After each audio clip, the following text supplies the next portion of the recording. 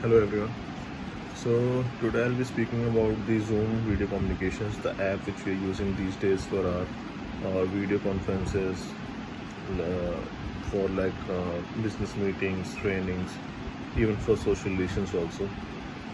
And we're surely gonna see a massive growth of this company in coming future because people will practice social distancing and people are moving towards digital media.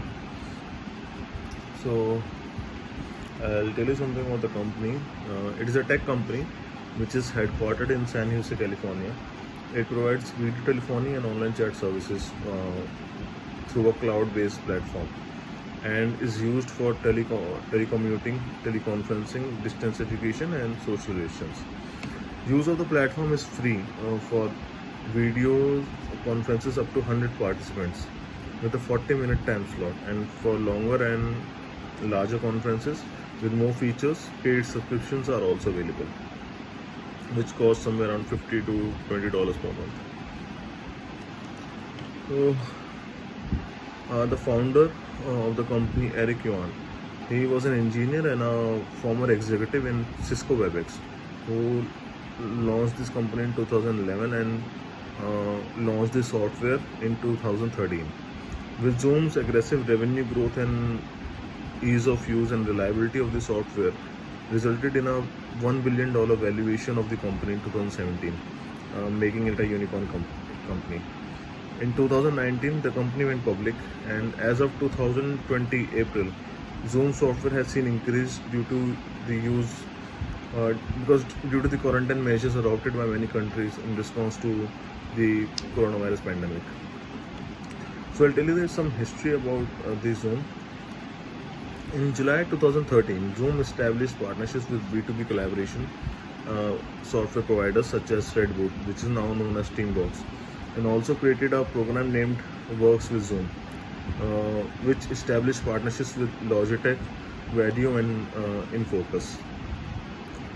By June 2014, Zoom had 10 million users, and by February 2015, Zoom had more than 40 million users, with 65,000 organizations subscribed, and the company had hosted a total of 1 billion meetings since it was established.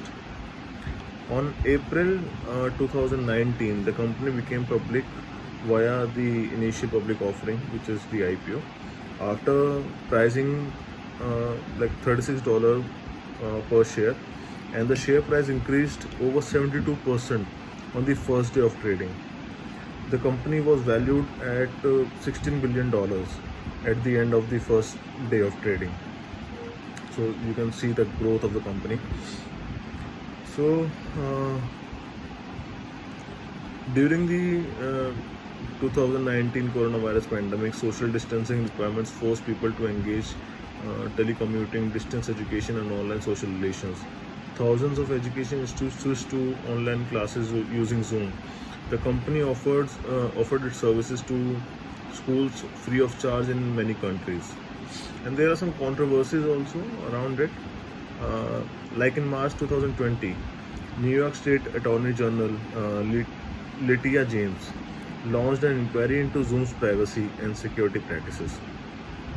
Following these inquiries, Zoom was banned from New York City schools by the New York City Department of Education. In April 2020, CEO Mr. Eric Yuan apologized for the security issues, claiming that some of the issues were a result of Zoom having been designed for a large institutions with full IT support. Zoom agreed to focus on data privacy and issued a transparency report. So this is about the case study of Zoom. I hope you like it. Thank you.